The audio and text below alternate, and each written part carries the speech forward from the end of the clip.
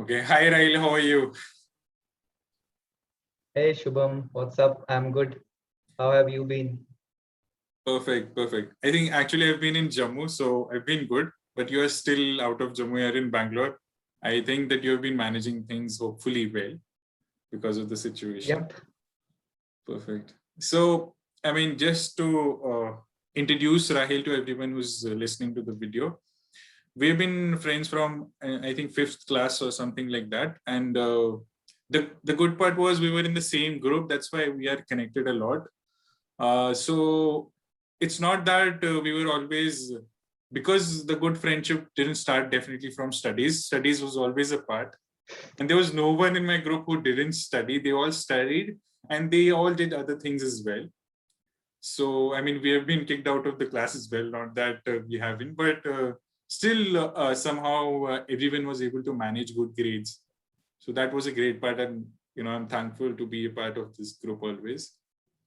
So again, a good part about Ryle is that his surname is Hastu, which actually, if he converted to direct Hindi conversion, it actually means that he's always smiling, and you'll always find him smiling.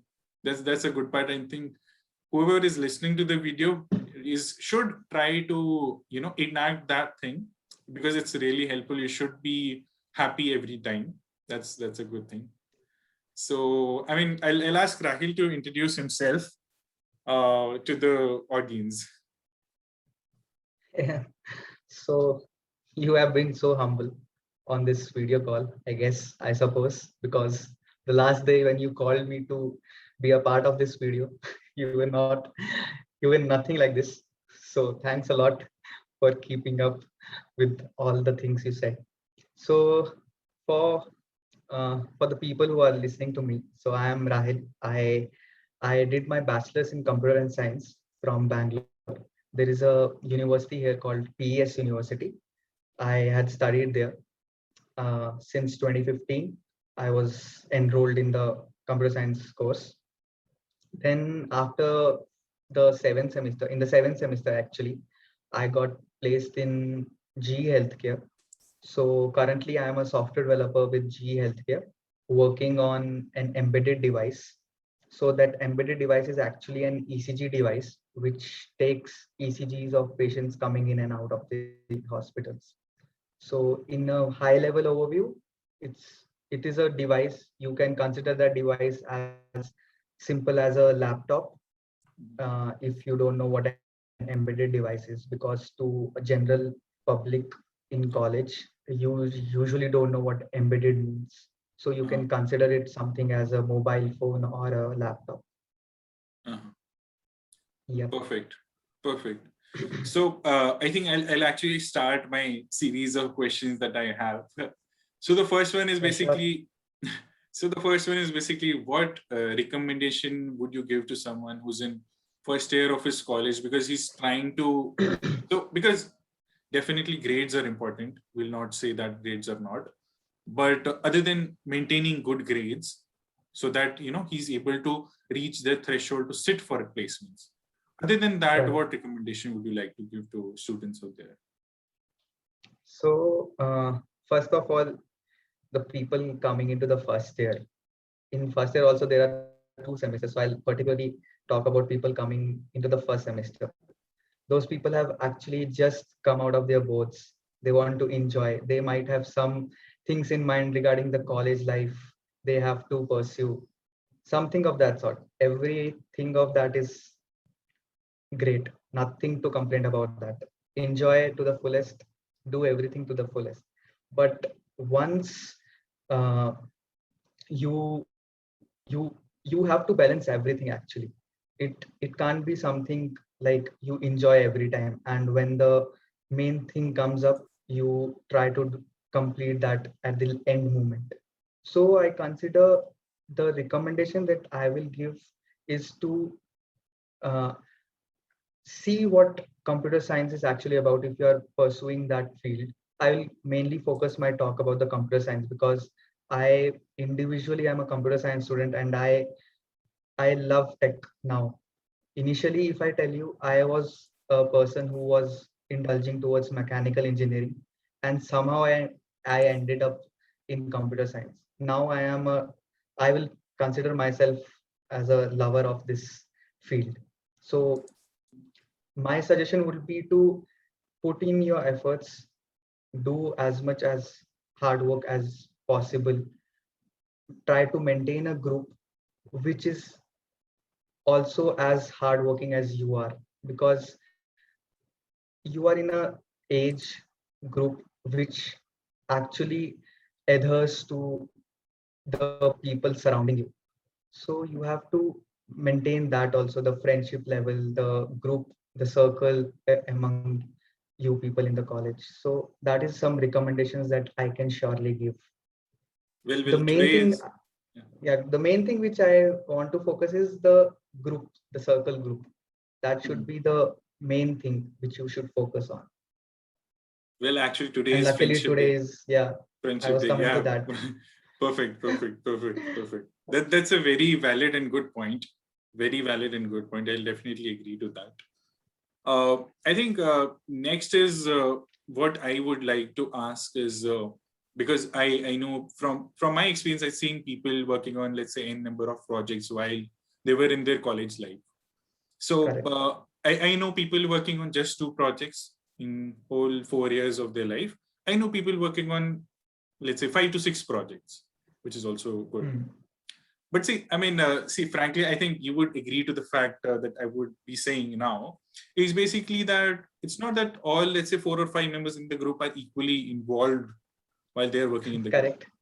So, I mean, let's say now that you are an interviewer and you would be taking play, getting into the interview zone and taking interview of people. So, would you consider a person having 4 or 5 projects in his kitty and someone who just had 2 projects in his kitty, but I mean, he's more of very able to speak up about his or her project. So how would you actually differentiate people, or would you differentiate people actually? Actually, the number of projects, even if there are 20 projects in a person's resume, I won't judge a person just on the basis of the number of projects he has mentioned. So as you said, Ki, I will actually ask that individual about the work he has done in the project. So that is the main key, what you should focus on. So I have a very funny story about this. So during my engineering times, I had one of my roommates come up to me the other day. The other day he had his interview, and the previous day he was coming to my room and saying, "Ki, please tell me the one project from your resume so that I can copy it up." So I told him, "Ki, brother, it doesn't happen that way. It it actually it is not like you have to just mention it up and they will just get impressed on the basis of the name you have given to the project and the technologies that you have used. Once they start digging inside your project, they will ask what else, what difficulties you faced while doing so and so, what technologies you choose, why did you choose such a technology, why did you not choose this technology." So just keeping number of projects in your resume won't be as fruitful as keeping minimum number of projects but knowing the whole thing about that project. What happened, why this happened, why did you choose this, what inspired you to do this also is a very main question, which if you copy and paste, you obviously will make up a story, and during those nervous times during that interview, Mhm. it will obviously just be on your face. Mhm. Correct. I get that. Again, so technically, by what I was able to understand, it's not just the count that matters. It's Yeah, actually the quality it's what not the matters. count, it doesn't depend on the count. At Okay. least at the time of your uh, graduate undergrad placements, Mhm. it doesn't, I don't think the number of projects matter. I don't think it matters at any stage. It's just how well you have been involved in that particular project is what matters. Okay. Okay. Perfect. So again, so now as we are talking about these college placements, so I mean we know that work aptitudes are an integral part of we know whenever you're applying to these college placements. So and other than the aptitude part, because if you talk about coding companies, they definitely, because these are coding companies and they do look for coding skills. And so what happens that it's like what I've seen from my experience, even me as well. So what we do is that we, in the fourth year, when the actual seventh semester starts, we think about the process. Okay, now we are into the seventh semester. Now we realize, okay, we need to work on some coding pattern. We need to build some skills. I think we all are like that. Yeah, exactly. So everyone does that. So I mean, does that last minute change have an impact? Or I mean, would you recommend that? Because everyone is it's not that we'll be applying to a single firm. We'll be definitely applying to, let's say, all the companies that would be coming. So what's your take on these last minute? How much does this last minute things help? So if you are not planning to get into a company, a good company, I will say, then maybe last minute things can work up for you. But see, Rome wasn't built in a day, right? So you have to put in efforts since the very beginning. So you have to solve algorithmic questions on various platforms. So I'll take my example. So as I earlier said that friend circle should be great and all. So I won't repeat all that part. So in my friend circle, I had seen people going on those platforms and solving some questions. So that inspired me as well. So that inspiration should be there from people who are solving. It can be some people you are not friends with also.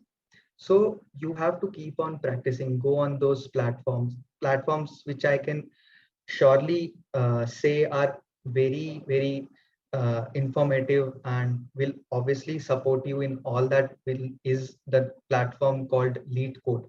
So LeetCode was one platform which I definitely feel will get you into that kind of an exposure of thinking about various problems that might come in your way while you interview for the various firms. So don't leave that part for the end minute. It is not something you would take up every semester, like your final year exam or your semester exam. It is an interview process. The individual who is interviewing you will have a vast knowledge about that particular domain which he is asking from. So even if you mug up things at the nth minute, suppose you have an interview tomorrow for a company called Amazon. Now you will Google up interview questions, algorithm questions for Amazon, and you will get a Geeks for Geek link. And inside that link, there will be plethora of questions, I will say, pertaining to that particular company. And same is the case with all the other companies. Okay, so just pausing you for a bit. So I mean, there are specific questions to companies on Geeks for Geek. Yeah, there are. I have seen many companies questions on that particular website called Geeks for Geeks. So if you type interview questions for Amazon, for Microsoft, for any company, you will get those questions over there. You won't hesitate to also go through them. But that is what I am saying. If you mug up those questions, the interviewer also knows that kind of stuff exists on the internet. So there are I won't say quite a few, I will say there is very low probability that that person is going to ask those same questions. So it is better to make up your mind since the very beginning of your undergrad course. You will have to undergo an interview process in which they are going to ask you some algorithmic questions, because algorithmic questions are a part of interview process if you are a computer science graduate and you are going into a IT firm as a software developer. So without going through the algorithmic question round, I don't think there is any way you will get into that company. So you have to be well prepared. Your mind has to think in those terms. So only giving up the solutions is also not the only thing. There are n number of things that these people ask when you answer a question. Correct. Correct. Yeah. I get that. I get that. So, I mean, if we talk about basically someone who's applying to GE from, let's say, 2 years of work experience, because we are in the similar domain of 2 years of work experience, Correct. and there's someone who's actually applying from college placement that you have been into. So, any recommendation or tip that you would like to give to someone who's applying to GE? And my actual question would be involving somewhat, because see, GE is not basically, as you definitely know, that GE is not specifically somewhat an IT firm who's into coding. Correct. So, do we need to firstly have some basics with regards to that? Because, the last time we were having a conversation, and this was about the, difference between a service-based firm and product-based firm. Would you like to throw up some light on that part? And, any recommendation for someone who's applying through the college and after, let's say, 2 or 3 years of work experience? So, what I can say for the experienced individual is, if you are applying for GE, just don't blindly go to the GE Careers website and apply on n number of applications that are open. So, what I will recommend is you go on ensuring that you know the project that application is for, and that can be done easily by asking few individuals on LinkedIn. So there are few instances that I have got a message on LinkedIn asking for a referral. So then they ask me like what I am working on, what are the skills that are required to come up to your team. So all that questions you can also ask to the different individuals. Okay. In whichever company you are eyeing out for. Okay. Just don't go on blindly submitting applications and all. See whether the skills are a particular match which you have in your CV. See whether those applications are also requiring the same set of skills. See whether the project that you want to work on is in a domain that you want to work for. Like there is a healthcare domain, which I am working for. In a similar way, there are n number of domains.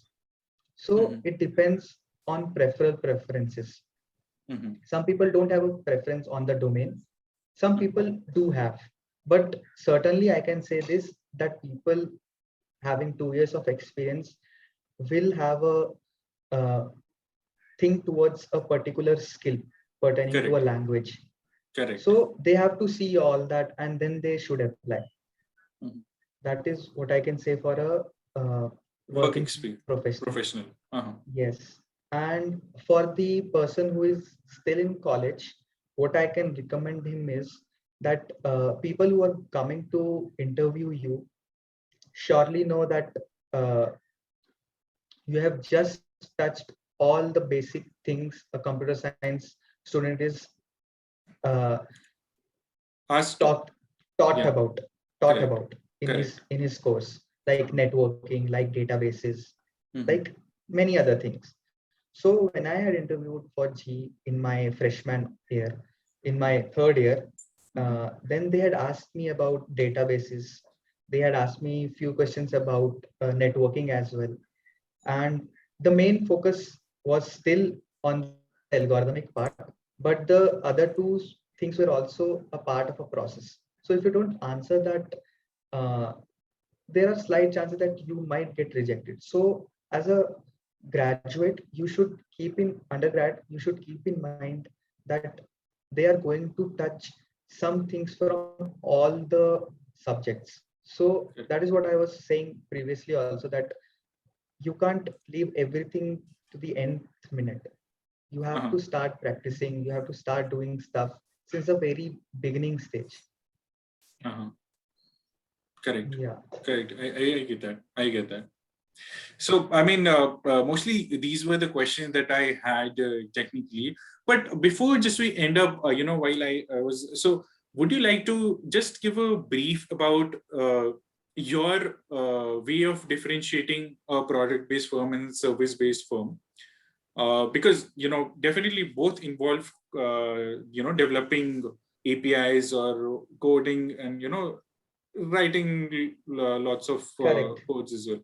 So how would you just give a brief differentiation? Because someone while who's trying to Okay. apply, someone who's just basic no idea with regards to what the difference might be and how would it Okay. help you? Correct. So, firstly, I'll say this: I don't want to demean any of the firms. Uh-huh. I don't want to demean any individual who is a Definitely. part of either firm. Definitely. So this is my perspective. Obviously, every individual have their own perspectives. So I'll just share my perspective, what I have towards both these firms. So being in GE Healthcare, uh, since it is a product-based company, I have a soft corner towards the product-based companies because I myself have seen through my eyes what basic differences are there if you are in product-based and if you are in a service-based company. So in a product-based company, there is no one who is going to give you some deadlines, who is going to ask you to do this, to work on this particular stuff. It is your team, it is your whole organization who is going to describe what needs to be done and give you the features or list of APIs, whatever you have to create. No one is going to ask you. But that is not the case with the service-based company. So service-based companies are meant to give service. So there are two things which I have seen in a service-based companies. One thing is they take on projects and from a product-based company and they develop it. But the whole requirements and everything is given by the product-based company. The deadlines are being given by the product-based companies, and obviously you people in the service-based company have to adjust according to the needs of a product-based company. That is one of the demerit which I think about the service-based company. And the other thing about the service-based companies are it's not like they are given projects every time. In service-based companies, there's also a thing called in which employees from that service-based companies are employed in a product-based company on a On-site basis. Correct. You can correct something of that sort. That I feel is still better, just because you work with the individuals of a product-based company. You are not given any deadline because you are an integral part of that software team itself who is in product-based company. So there are these basic differences are there. My preference is to work for a product-based company only. I am not that much inclined towards the service-based company as of yet. Let's see As what of happens now. in future. Perfect. I think actually I'm done with my set of questions that I had. The only last point that what I would like to make is that if someone, because we are recording how to get into GE. So if anyone ever wants to get into GE, or you find someone a profile suitable, so see, I'll be adding your LinkedIn profile, the link to the LinkedIn profile in the section. So yeah, would you like to please refer the individual if they have any queries as well? Any person, any individual, whoever wants to connect with me is free to do that. I don't hesitate to reply. If you have any questions regarding the interview process, throw some questions. I'll Actually, 100% reply you back. Actually, the good part is that you've already referred few people. So I Correct. mean, I have referred, and all the individuals which I have referred, I didn't know any of them. Great. They have all approached me from LinkedIn only. Great. So Great. I don't mind anything. If you want to connect with me, connect with me. Anything. If you want any help, I can guide you also. If you are in your first year or second year, anything is possible. Perfect. And I can see that you are also in that same mission to help people. That's why you are doing these interviews one-on-ones with your friends. So Yes. I also have the same mentality towards helping. So I don't hesitate anything towards helping. Perfect. Perfect. Thank you. Thank you so much. And thank you so much for being a part of this story. Thank you so much for the call Yes, as well. it was fun. It was fun being with you online. Thank you. Thank you so much, Rahil. Thank you. Have a great time. Okay. Yep. Bye bye.